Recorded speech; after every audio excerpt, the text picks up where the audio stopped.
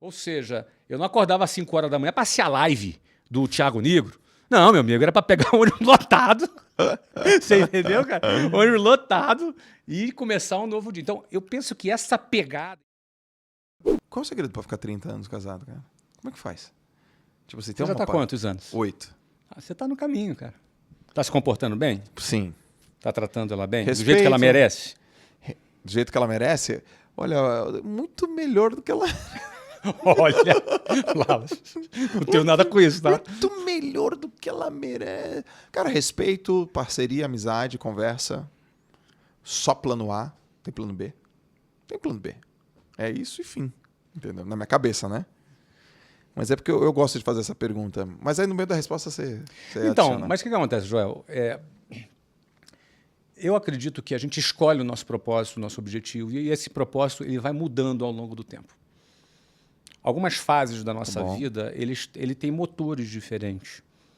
Então, por exemplo, nessa primeira fase, eu morava com meus pais, estava prestes a começar a faculdade e não tinha nenhum plano para trabalhar. Eu tinha 18 anos quando eu passei na faculdade, eu ia fazer ciência da computação,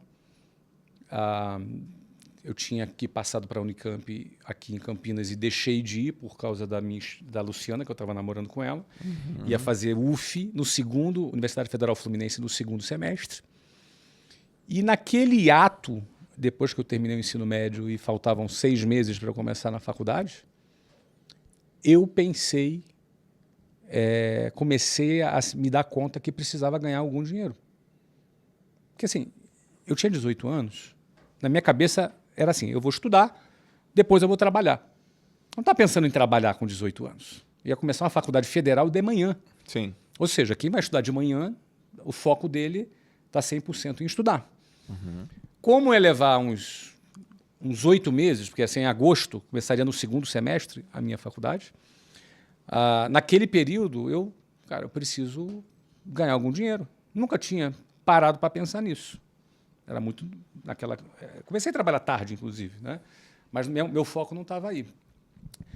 E naquele momento ali que eu comecei... Ou seja, por que eu pensei em ganhar um primeiro dinheiro? Porque eu estava ali namorando com a Luciana e queria ter alguma autonomia com a Luciana, sair, passear, comprar um presente. Ou seja, estava naquela... Eu não ia ficar pedindo dinheiro para o meu pai. Até porque eu estava com a moral baixa, tinha acabado de ser expulso da Marinha. Você imagina? Aí, coitado, meu pai não tinha... Minha mãe não tinha condição de ficar bancando meu namoro. A gente era de classe média baixa, então tinha cabimento. Então, você vê o que faz uma mulher na vida de um homem. Né? A primeira vez que eu pensei em ganhar dinheiro foi porque eu estava namorando com a Luciana. Legal. Só que daí, nesse período, nesse intervalo, eu casualmente fui trabalhar, atender um anúncio de emprego, uma entrevista de emprego, num curso de inglês para vendedor. E a minha intenção era só ter uma experiência, entendeu? Só ter uma rápida experiência. Nunca tinha... quero saber como é que é uma entrevista de emprego. Eu não queria nem... Eu ia fazer faculdade. Não estava nos meus planos de trabalhar. Sim. Tanto que na entrevista a pessoa me perguntou quais eram os meus planos e eu falei. Não, eu quero só ter uma experiência. Em agosto eu começo a faculdade. Resposta idiota, né? Uhum. Quem é que vai ser contratado? Eu acho até que eu fui ali escolhido por engano, sabe? Porque o cara do meu lado deu uma resposta bacana e ela mandou ele embora e eu fiquei. Eu fiquei assim, opa, não é? Porque...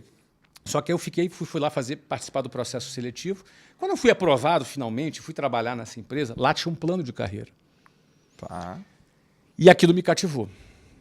Porque eu estava apaixonado pela Luciana, eu tinha 19 já aí, Luciana tinha 15, ia fazer 16 em julho, isso era fevereiro de 91. E daí o que acontece? Eu começo a trabalhar e o motor que me moveu foi querer me casar com a Luciana. Eu queria já, naquele momento, me casar, sair de casa, ter uma vida independente, me casar. Aquele era o meu principal objetivo, naquele momento. É óbvio que em dezembro de 92, quando eu me casei, esse objetivo foi cumprido. Sim, eu me casei em dezembro de 92. Me casei 1 ano e meio depois. Eu tinha 20 anos de idade. E ela tinha 17. E ela não estava grávida, como muita gente achava. Sim. Então pode ser. Ou esse cara é maluco ou ela está grávida. Sim. Tá, eu era maluco. Casei com 20 e ela 17. Então, Aí a gente cumpriu esse meu primeiro objetivo foi cumprido. Então, ou seja, aquilo que me moveu naquele primeiro momento já não foi o que me moveu num segundo momento. Eu tive que renovar o meu objetivo, renovar por que eu trabalhava, qual era a minha finalidade. Você vê que as nossas metas, os nossos propósitos, eles vão mudando ao longo da nossa vida. Mas é muito importante a gente entender qual é a nossa meta naquele momento, qual é o propósito que a gente tem naquele momento e a gente focar naquilo. Sim. E aquilo realmente me moveu, Joel. O amor pela Luciana foi o meu combustível inicial para, inclusive, aguentar o tranco, porque, eu já falei isso muitas vezes, o tranco era muito violento. Eu acordava às 5 horas da manhã, saía 10 para as 6 de casa, pegava o ônibus lotado, até chegar no centro do Rio de Janeiro, 8 horas da manhã. Então eram 2 horas e pouco para ir, mais 2 horas e pouco para voltar, 4, 5 horas por dia em transporte público lotado. Então era um tranco muito pesado. Então, para tu aguentar aquele tranco, e meu trabalho no dia a dia era em telefone público. Tinha celular, tinha fone de ouvido da Apple, você entendeu? Não tinha nada disso. Era telefone público, ficha telefônica, calor do Rio de Janeiro. Telefone de rua? Orelhão? Isso, meu filho. Orelhão. É que você falou telefone público, eu fiquei pensando, tem aquele telefoninho, tá na mesinha. Não, orelhão. Orelhãozão com mesmo. ficha, que não tinha cartão naquela época. Aquela cinzinha. Sim, ficha telefônica, que eu tinha que... Peraí, acho que eu consumia umas 70, 80 fichas telefônicas por dia. Pra ligar Pra ligar, pra prospectar. cliente. Isso. Do orelhão, Flávio? Mas claro, cara, custava $3.500 uma linha telefônica na década de 90. verdade. E as empresas não tinham telefone para o vendedor ligar. Era investimento, né?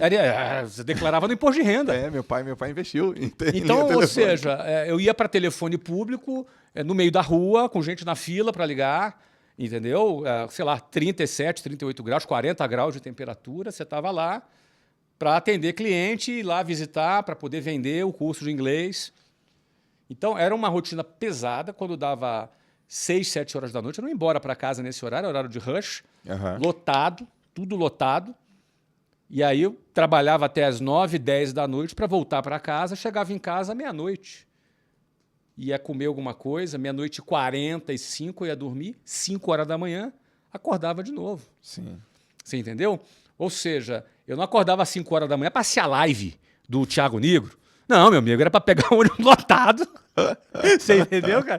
Ônibus lotado e começar um novo dia. Então, eu penso que essa pegada inicial, que era pesadíssima, eu tinha que estar muito motivado. E o meu amor pela Luciana, meu desejo de me casar com ela, era a força que me movia naquela fase da minha vida. Sim. Sem dúvida alguma.